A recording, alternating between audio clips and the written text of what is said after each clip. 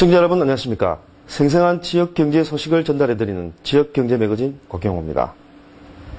오늘은 부산과 울산이 배후 신도시로 각광을 받고 있는 정관 신도시 현장을 먼저 찾아가 보겠습니다. 입주자들이 없어 한때 애물단지였던 정관 신도시가 최근에는 복합 주거단지로 큰 곽광을 받고 있다는 소식을 자세하게 취재했습니다.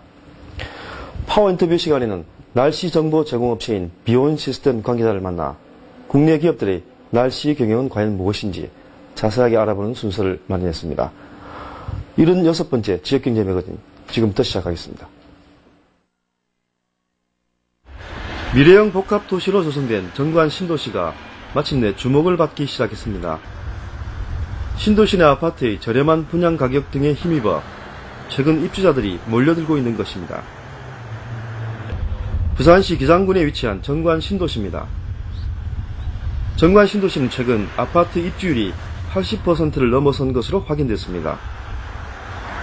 정관 신도시는 지난 2006년 6월 전체 아파트가 동시 분양을 실시했습니다.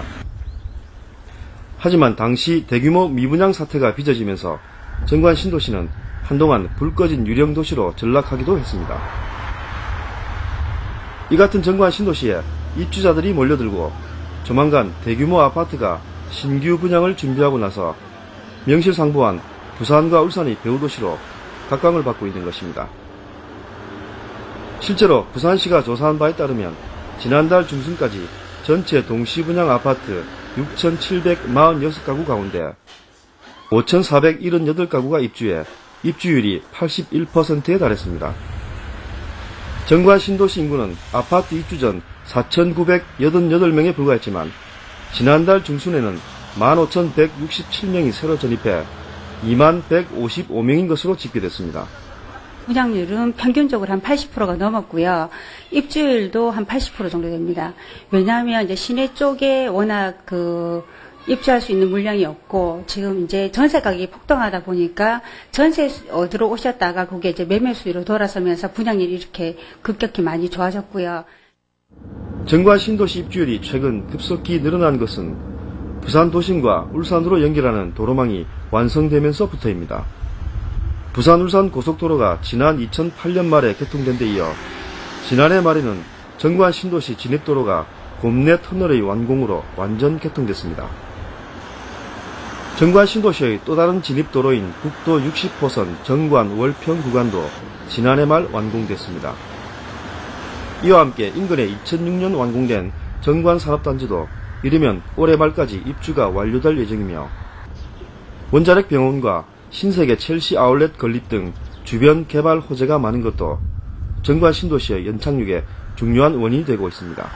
정관 신도시 같은 경우는 전체적인 분위기가 수도권에는 지금 대형 아파트들이 가격이 떨어진다고 하는데 해운대구 재송동이나 정관 신도시나 이런 쪽은 이제 소형 평형대가 많다 보니까 이제 실수요자들로 인해 가지고 이제 금액대도 조금씩 오르고 있는 부분들도 있고요.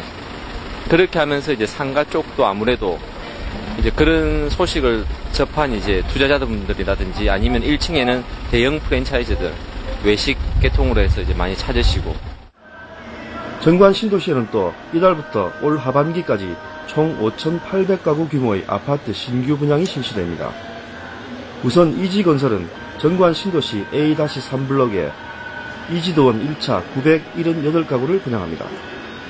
이 아파트는 전용 면적 59에서 84제곱미터의 중소형 위주로 분양가는 4년 전 동시 분양 수준인 3.3제곱미터당 500만원 후반대로 예정되어 있습니다.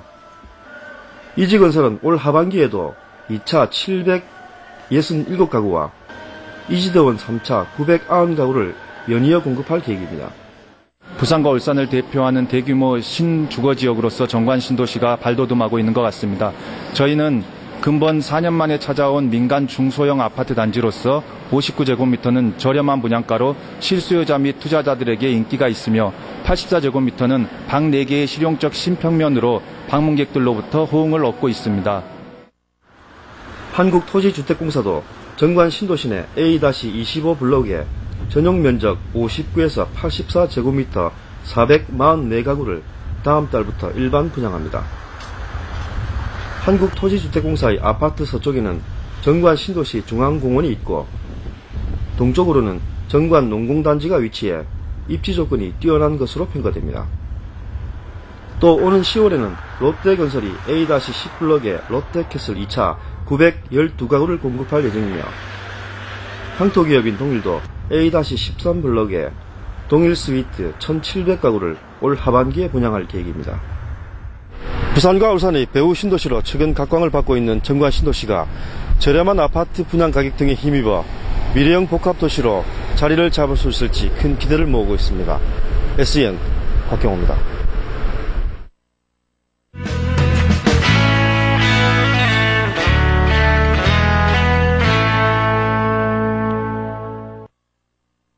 파워NTV 오늘 이 시간에는 기상정보 제공 전문기업인 비온시스템 관계자분을 모시고 국내 날씨 경영에 대해서 자세한 말씀 나눠보겠습니다. 안녕하십니까? 안녕하십니까? 제가 잠시 말씀을 드렸습니다만, 비온시스템이 날씨 경영과 관련된 그런 기업이다, 이렇게 알고 있는데, 어떤 회사인지 소개를 좀 해주시죠. 저희 비온시스템은 2003년 6월 달에 창업을 했고요. 크게는 이제 기상정보 사업팀과 모바일 사업팀 두 분야에서 사업을 진행을 하고 있습니다. 부산 사무소는 2005년 8월 달에 이제 개소를 해가지고 현재 사업을 진행 중에 있고요. 지금 현재 기상청에 등록된 기상 사업자분들이 한 17개 정도 계시는데, 그 중에서는 나름 중견기업 정도의 수준을 유지를 하고 있습니다. 비온 시스템이 기업들에게 날씨 정보를 이렇게 제공해주고 이렇게 한다, 제가 이렇게 말씀드렸는데, 구체적으로 비온 시스템의 사업 영역은 어떤지 소개를 좀 해주시죠. 사용 목적별로 좀 구분을 좀 먼저 해드릴게요. 사용 목적별로 구분을 해드리면은 방제 분야라든지 또 산업의 지원 분야, 그리고 레저 분야, 그리고 일반적인 이제 기상 정보 제공, 그리고 이제 기상 관련 이제 SI 용역들, 일반 용역들을 진행을 하고 있고요. 그리고 이제 사용하시는 이제 목적 기업들로 이제 구분을 좀 해드리면요. 골프장이라든지 지자체라든지 조선사, 건설사, 또 보험회사라든지 요즘 들어서는 이제 방송사, 케이블 방송사라든지 신문, 이제 언론기관 등에서도 이제 많은 요청을 하고 계십니다. 일반적으로 날씨 정보라고 하면 각종 미디어를 통해서 이렇게 개괄적으로 이렇게 접할 수 있는 부분이지 않습니까? 근데 구체적으로 어떤 프로세스를 통해서 이렇게 기업들에게 제공을 하는지 구체적으로 한번 설명해 주시죠. 일단 원천적인 자료는 기상청에서 저희가 원천 자료를 수집을 하게 됩니다. 그 기상청에서 제공하는 자료들을 보면은 관측 정보라든지 예보라든지 여러 가지 이제 기상 영상들이라든지 이런 부분이 있을 텐데요. 근데 기업들이나 소비자분들께서 원하시는 부분들은 그 모든 자료를 원하시는 것들이 아니고 자신들이 이제 필요한 정보들만 뽑아서 쓰시기를 원하시거든요. 그래서 이제 기상청 홈페이지 같은 데 들어가시더라도 다 보실 수가 있겠지만은 저희는 그 자료들을 다시 한번 재처리를 해가지고 원하시는 형태로 제공을 해드리는 거죠. 그리고 원천 소스도 기상청에서만 받아서 제공을 해드리는 것이 아니고 아까 서두에서 말씀드렸지만은 저희가 자체 예보실이 있어서 예보관이 예보를 내는 부분도 있고요. 그리고 저희는 이제 일본 기상청에서 이제 자료를 또 원천 자료를 수집을 하게 됩니다. 그래서 예보 자료 같은 경우도 일본 자료도 이제 충분히 검토를 해서 이제 필요한 정보들을 다시 재생산해서 전달을 해드리는 이런 프로세스로 진행을 하는 거죠.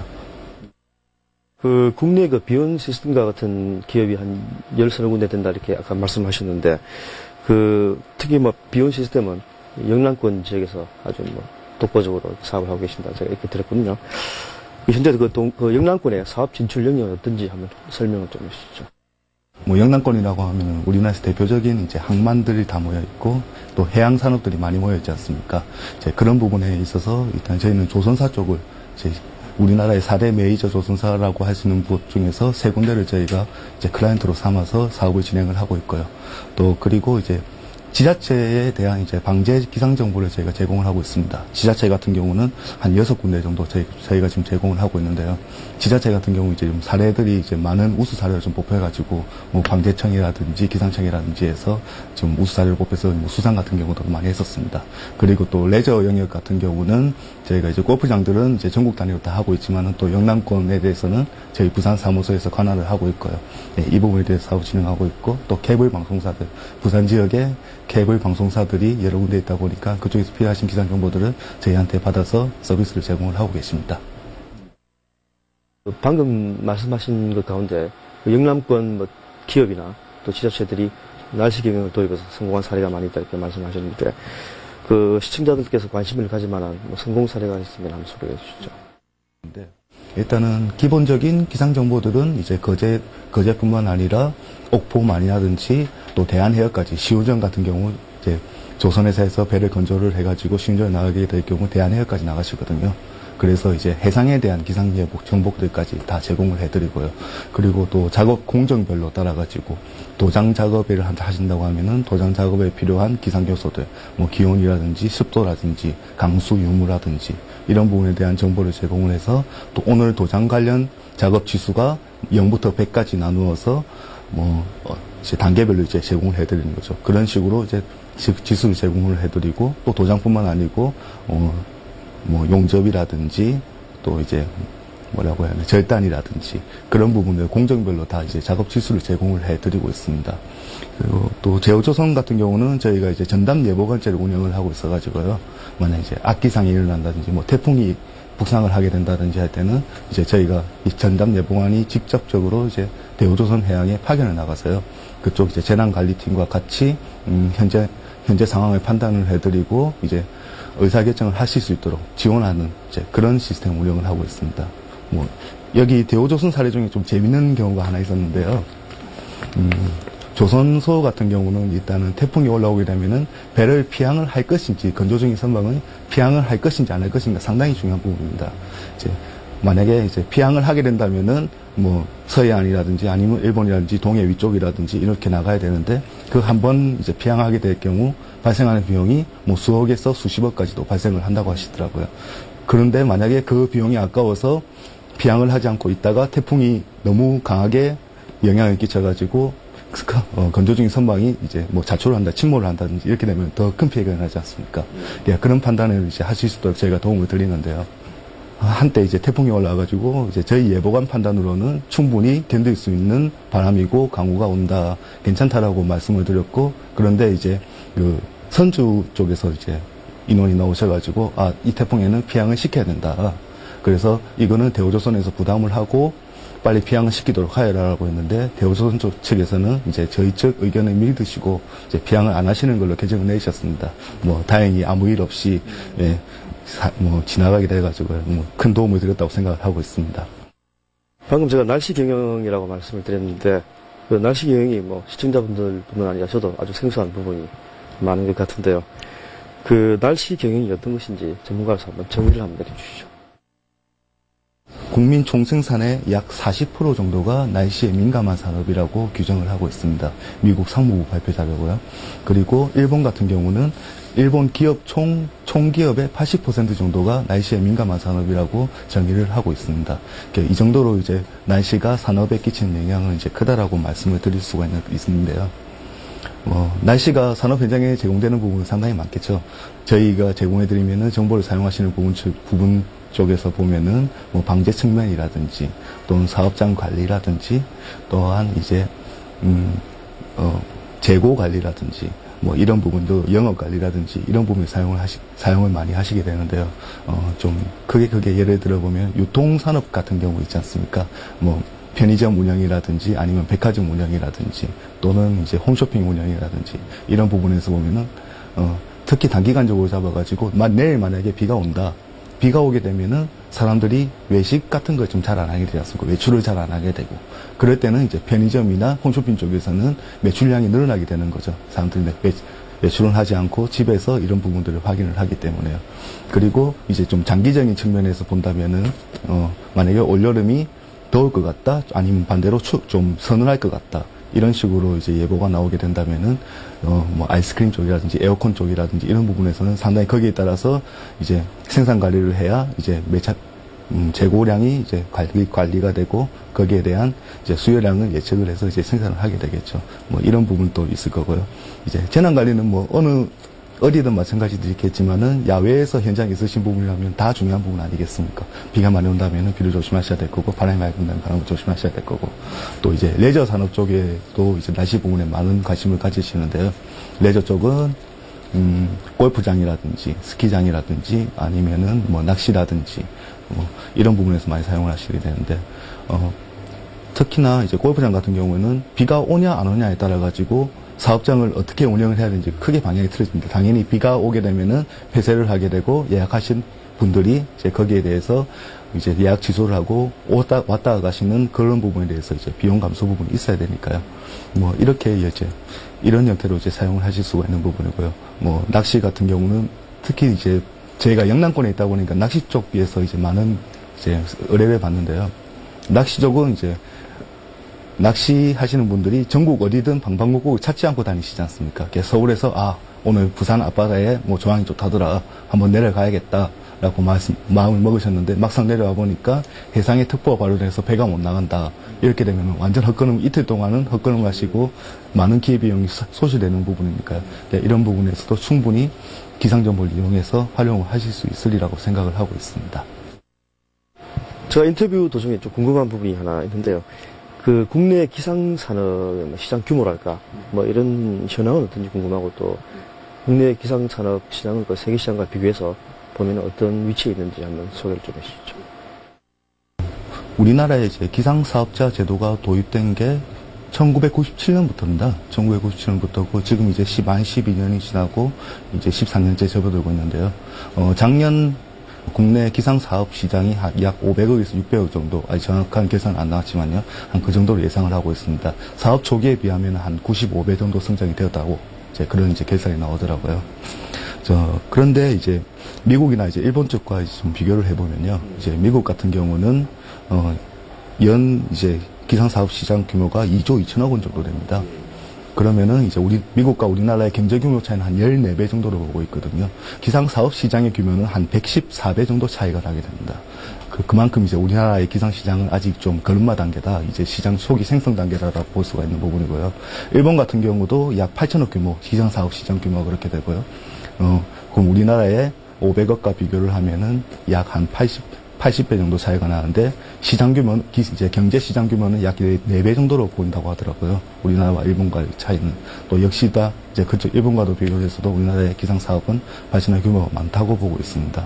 그런데 이제 이쪽, 저희 이제 기상사업 시장의 이제 규모는 약 80%가 기상장비업으로 보고 있고요. 약 20% 정도가 기상정보업 정도로 보고 있습니다. 그런데 외국 같은 경우는 아직까지 기상장비 시장이 약 역으로 이제 20% 정도 되고 정보업이 한 80% 정도 되거든요. 이런 부분에서는 장비업보다는 정보업이 훨씬 더 또 발전할 가능성이 높다라고 생각을 하고 있습니다. 방금 말씀하셨듯이 그 국내 기상정보 산업이 아직 뭐 걸음마 단계 수준이다, 뭐 이렇게 볼 수도 있을 것 같은데, 그와 관련해서 최근 부산 상공회에 있어서 열린 세미나를 통해서 국내 기업들이 이 날씨 경영에 좀 더 많은 노력을, 관심을 기울여야 한다, 뭐 이런 지적도 나오지 않습니까? 기업들이 왜 이 날씨 경영에 주목을 해야 되는지 한번 꼭 찍어서 이렇게 한 말씀해 주시죠. 작년 2009년도 말에 이제 기상법이 변경이 되면서요. 기상사업자 등록 요건이 좀 많이 완화가 됐습니다. 그 전까지는 좀, 다른 시장 진입을 하시기가, 기상사업에 진입을 하시기 약간 좀 힘드셨던 부분이 있었는데, 그런 부분이 많이 완화가 됐고요. 또 이제 가장 큰 변화라고 할 수 있는 부분이, 일반 대국민 상대로 예보를 하는 부분이 기상청만 이전에는 가능을 했었는데, 이제는 기상사업자들도 가능히 하게 됐습니다. 저희가 그전에도 예보실이 있고 예보관이 있었다고 말씀드리지만, 그거는 특정 수요자들에 한해서 예보 정보를 드리는 거였고요. 이제는 대국민에 한해서 예보 정보를 서비스를 할 수 있게 됐습니다. 이런 부분에 이제 완화가 되다 보니까 요 근래 들어서 많은 기업체들에서 이제 기상사업을 위해서 기상사업자 등록을 많이 하시더라고요. 현재도 좀 많이 늘어나고 있는 추세로 알고 있고요. 기상청에서는 일단은 기상사업을 좀 크게 4가지로 구분을 하고 계세요. 기상예보업, 기상감정업, 그리고 기상컨설팅업, 기상장비업, 이렇게 네 가지로 구분해가지고 각각 이제 등록할 때마다 등록 요건을 좀 다르게 두고 계시는데, 좀 이 부분에 설명을 드리면은, 기상예보업 같은 경우는 자체 이제 예보를 해서 그 예보 정보 서비스로 수익을 창출하는 그런 이제 기업으로 보시면 될 것 같고요. 그리고 기상감정업 같은 경우는 이제 예를 들면은 자동차 사고가 일어났다. 맨날 며칠 이제 몇 시에 사고가 일어났는데 그 당시 기상 상황으로 인해서 이 사고가 일어났는지, 아니면 운전자의 부주의로 인해서 일어났는지, 이런 부분들을 이제 저희가 대신에 감정을 해드리는 거죠. 이런 부분들을 이제 기상 감정업이라고 보시면 될 것 같고요.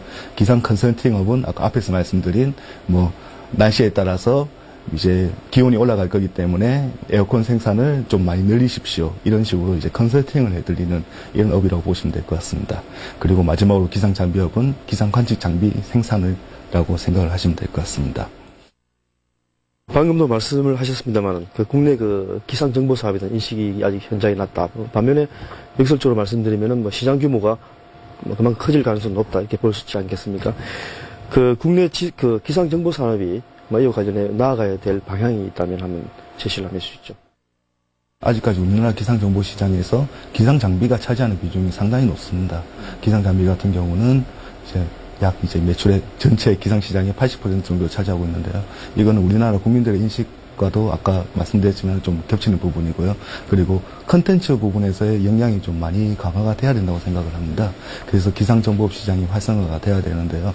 이런 부분에서는 사실 저희도 2003년도부터 사업을 진행해왔지만은 국내 메이저 기업, 대기업이라고 할 수 있는 부분들에서는 다 이제 기상정보를 도입해서 사용을 하고 있다라고 이제 생각을 하셔도 될 것 같습니다. 그런데 대기업 쪽에서는 그러면은 돈이 남아 돌아서 아니면은 시장 상황이 좋아서 이 부분에 투자를 하느냐, 그렇다고는 생각을 하지는 않거든요. 이런 기상정보 부분에 투자를 해야만 차후에 발생하는 자신들의 수익이라든지 매출이라든지 이런 부분에 대해서 반영이 된다라고 생각을 하시기 때문에 투자를 하신다고 생각을 합니다. 그러면은 나머지 이제 대기업을 제외한 중소기업이라든지 소기업 그리고 일반 소비자들에 대한 이제 기상정보를 이제 제공하는 부분에서 시장이 좀 더 개척이 돼야 된다고 보고 있습니다. 그렇게 개인별로 나가는 거는 제가 판단할 땐 10억 미티 될 것 같습니다. 그런 부분들은 거의 없는 부분이기 때문에요. 이런 부분에서 이제 확충을 하기 위해서는 개인 맞춤별 이제 기상정보들이 다 필요하겠죠. 또 이제 요즘 많이 이제 활성화되고 있는 스마트폰이라든지 여러 가지 이제 지역 정보라든지 이런 것들을 활용해 가지고 각 사용자들이 직접적으로 내가 이 자리에서 사용할 수 있는 정보, 그런 정보들을 생산해서 주는 정보들이 가장 좋다라고 생각을 하고 있습니다. 국내 기상 정보 사업을 선도하는 기업 비운 시스템의 향후 비전이랄까요? 비전 같은 게 있으면 소개를 좀 해주시죠. 국내 기상 시장이 이제 걸음마 단계였는데요. 저희도 아직까지 걸음마 단계였다고 생각을 하고요. 이제 전문적인 기상 사업체로서 이제 한 번 정도 이제 발돋움할 시기가 되었다고 생각을 하고 있습니다. 그래서 작년부터는 저희가 R&D 이제 사업 비중에 좀 많은 영향을 강화를 하고 있고요. 그래서 현재 이제 기후변화 부분에서 이제 세계 WMO 기후센터라든지 이런 부분들에서 이제 많은 이제 초점이 중심이 되고 있는데요. 이런 부분에 대해서 저희가 이제 영양 강화 부분, 환경 영향 평가라든지 아니면은 세계 기후변화 장기적인 장기 예보라고 보시면 될 것 같습니다. 이런 부분에 대해서 저희가 영향을 강화할 거고요. 그리고 해양기상 부분을 저희는 이제 전문적으로 하고 싶습니다. 하고 싶다고 좀 단언적으로 말씀을 드릴 수 있을 것 같고요. 이런 부분에 대해서 저희가 지금 준비 중인 아이템이 한 3-4가지 정도 되는데, 지금 현재 해양기상 부분은 거의 외국 회사들이 이제 장악을 하고 있는 상태입니다. 우리나라 이제 선주들한테도요. 아무래도 해양기상 같은 경우는 우리나라 연안뿐만 아니라 전 세계적으로 다 나가야 되는 부분이니까요. 이런 부분에 대해서 저희가 좀 더 전문적인 정보와 우리나라 시장에 맞는 정보들을 활용을 하셔가지고 쓰실 수 있도록 정보 생산에 중점을 둘 거고요. 그리고 이제 마지막으로는 저희도 이제 예보 강화를 위해서 저희 예보 신뢰도를 높이기 위해서 많은 노력을 할 겁니다. 아무래도 기상청 조직이나 예산을 따라가지는 못하겠지만은 90점짜리 100명 있는 것보다는 100점짜리 한 명이 있어가지고 그 정보를 활용하게 된다면은 훨씬 더 좋으실 거라고 생각을 하고 있습니다. 그래서 저희가 100점짜리가 될 수 있도록 많은 노력을 하겠습니다. 네. 국내 기업들의 날씨 경영에 대해 말씀을 나눠본 파워인터뷰 오늘 순서는 여기까지입니다. 시청자 여러분, 다음 시간에 다시 찾아뵙겠습니다. 고맙습니다.